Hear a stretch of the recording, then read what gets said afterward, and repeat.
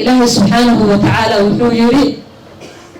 markii qofka qarqarisada loo soo gaaro oo naftu ay halka u timaado adinkuna ag fadhidaan ilaa qof nin geeridu waa yaqaan nin waqti waa yaqaan baalay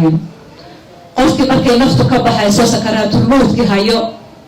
oo hin iyo baroor iyo waxa la bilaabayaa ka sabootinta adduunka ilaahay subhanahu wa ta'ala wuxuu xilliga annaka asaga idinka dhow adinka ag fadhidaan annaka idinka dhow macnaheedu maxay tahay ilaahay subhanahu wa ta'ala malaa'iktu u soo dirsaday inay nafta qaado iyo malakumoodkii oo ah kii nafta siibahayay inta halka ay xaadir ku yihiin oo qofkan ay nafta ka qaadayaan nabi sallallahu alayhi wasallam wuxuu markii midkiin lagu soo xaadiro waxa uu yimaada malaa'ik ayaa u timaado waa intuu malakumoodkii soo imanin weeyaan malaa'iktii halkaas ka qaadi lahayd ayaa xaadir ku joogta وإني تهي ملائك وغرف بدن ودقون أو كفن شمال كسو قاضي إني تهي ملائك من ملو أو صور لغا عبصدنه أو كسو قاضي نار تكفن مركز النبي صلى الله عليه وسلم في قفك مركز لغسو حاضره ونفتي لصابحين هيو قفك مؤمن كأها نفتي سوحي أركيسا بشهره waxay arkaysaa nafta markii ka sii baxayso oo muxuu ahaa idbaar min ad-dunya wa iqbal min al-aakhirah adduunkii uu ka tagay aakhira ayuu qaabilay annaka markaa waan ka fadhinaa naftuna si fiican uma wada deynin haddana oxygen balaayadaas waa dadka lagu xidhaa shahaadada xataa lagu seegsiiyey awalna dadka dhagtaa loogu sheegi jiro waxaa lagu dhihi jiray shahaadada qabso laa ilaaha ila allah dheh hadda laakiin mucjisaa dhacday هذا حتى أشهد الله بلايين بهالك على إسكان حدا يقف كيبا شانس كوالو ديدي هذو. هذه تكون وشاي نيروبي كينيا وحنا دي ونا أبك تجسد عصر جاء فرس. وقتها هنا هلا السلام بقول أشيلين ككينيا إسلام مركا على سو دكتور أبك فرس. بقول كفرس مايلس وحيد جنتا بقول شيلين ككينيا فإذا سو أرورسو فرس مايلس. مركي قفكي مؤمن كأها نفتي إلهي سبحانه وتعالى وحوله مركي أي ملائكته وتماضو النبي صلى الله عليه وسلم وحوله مركي ملائكته وتماضو. سترتيب أي نفتي سوء بحيسا ونفس بشارة أركتي هي ملائك أهد قروف بدن ونفتي سنتي قادو ربطئين يمحوها السماوات كالفوشو مركز إله سبحانه وتعالى أوليه لهم البشرى في الحياة الدنيا وفي الآخرة إلا البشرى بشارة أدوك كوكي ساعد تنويان وهو الآخرة اللي قاري markaas uu qofku bishaaraysanaya oo naftiisa ay si tartiib ah uga soo baxaysaa jirki ilaahay subhanahu wa ta'ala wuxuu yiri والنازعات غرقا والناشطات نشطا كيلو منك أها سيدي محو أها حرك سرقون أو كانوا سرقون تسال لو غفوري أي نفتي سوء بحيسا مركز محو أها ملائكة الرحمة أي قاريسا وحي لفوليسا نفتيسا سماواتك أي لفوليسا مركزا نفتا عرفتا كصابحيسا أهل السماوات وحي ليهم نفونا تسر أيامات الصادمتين محوءها وأيو مركزا مقع أدوك ووكش على أي اللغوشيغا والهيل الهيل أيامات السوقي ريوري قفت منك ماشي عبادة وكذا عبادة يسجر الملك وهو ماشي السماوات عبادتي سأيكفه لشرتين وهو إذا إله سبحانه وتعالى مكر يفرعونها لا يفعل فما بكت عليهم السماء والأرض عرق يقول طهر ومؤوين بل دنبي بكر يستيني وحي أي كتب سمين أيانا معصياها مركز مكي سماوات كلا رفوله وتضرر السمين لقيجو أي محوها إله سبحانه وتعالى أوليه بلنا قاربة شرتين أضوكي يهبوعي يبوكي ومحوها قبري يسيها بوعي dadkii marka meelka ay diyaarinayaan oo dhaqahayaan wax meel dhigtamaya aragteen qofka maanta qofku dhowr hay'adaha lama arkahay maalin bay soo ka baxdo waa lagu la sii socdaa qabriga yaraa mid 2 mitir iyo marad yar ee cadeed baa ku khusaysa taas gaar ku ah qof la dhahayo caawa uu dhintay sariirtiisa ha ku bariyaan gurigiisa ku celinna ma jirto adduunyada wax lagu daalaynayn ahayn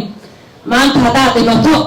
qofku dhahayo qofku gurigiisa ha lagu celiyo laga heleenayo meydka ha lagu hayo ma jirto war meydka dadajiya oo baa la leeyahay meydkiisa in baa lagu dadajinayaa oo qabrigiisa lagu geeynayo marka markaasa ilaahay subxaanahu watacaala uu leeyahay naftaa celiya waxaa jirta ballan aan qaaday oo ah inay aan dhulka ka abuuray dhulkana aan ku celin doono aana ka soo saari doono minhaa khalaqnaakum wa fiiha nuciidukum wa minhaa nukhrijukum taaratan ukhra ilaahay wuxuu yiri dhulkaan idinka abuuray waana idinku celinhayaa waana idinka soo saari doona maalinta qiyaamada markaasaa muxuu ahaa qofkii muuminka ahaa ee naftiisu ay wanaagsanayd qabrigii ayaa la gelinayaa qabriga markii saa laguu geliya cahrada lagugu soo rogada nafti way kula socotay waxay lahayd idadajiya oo khayr bay soo aragtay iyo wanaag kalena waa sii rajaynaysaa markaasaa qabriga lagu dhigahayaa oo naftaadina ay kugu soo noqonaysaa markaasaa su-aalihii ay kugu bilaabanayaan su-aalihii qofkaan maanta u diyaar garoobin berita lama heleeshiisiinayo ilaahi subxaanahu watacaala wuxuu yihi yuthabitu allahu aladiina aamanuu bilqowli thaabiti fi lxayaati dunya wa fi laakhira waxaan sugaynaa dadkii rumeeye iimaanka dhabta aan la yimid ee aakharo doonay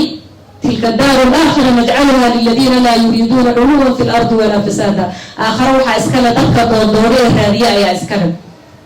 aakharo waxaa iskale dadka ilaahay subxaanahu watacaala qalbigooda iimaan intuu geliyo ku cibaadaysta qofkii markuu adduunka joogay cibaadaysanayay ee ilaahay subxaanahu watacaala ka cabsanayay ee rajaynayay jannada ilaahay cadaabkiisana ka cabsanhayay qofkaas ayaa la badbaadiyey oo su-aalahan ka jawaabi doona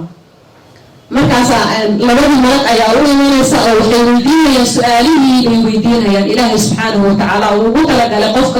qof kasta oo soo dhintay in la weydiiyo waxaa laleeyahy man rabbuka rabbigaa waa iyo maa diinuka diintaad aaminsanayd maxay tahay man nabiyuka nabiyullaahi maxamed ayaa meel laga tusayaa oo laleeyahy ninkan maxaad ka aaminsanayd qofkii muuminka ahaa ee ilaahay subxaanahu watacaala markuu adduunka joogay uu hanuuniyey ee toosnaa dhibaato kuma aha aakharana markuu taga ilaahay baa sugahayo ilaahay subxaanahu watacaala ayuu leeyahay waa ilaahayga aan caabudahayay eenan qayrkii caabudin ee caalamiinta oo dhanna rabbigooda ah diinteedana waa diinta islaamka ayuu leeyahay nabiyullaahi maxamedna waa kii nabigiina soo gaarsiiyey risaalada ee ilaahay uu khalqigoo dhan usoo diray ayuu leeyahay qofkaas markaasaa ilaahay subxaanahu watacaala ayaa u dhawaaqahayo wuxuu leeyahay an sadaqa cabdii addoonkayga run buu sheegaye fafrishuuhu biljanna jannada meelha looga goglo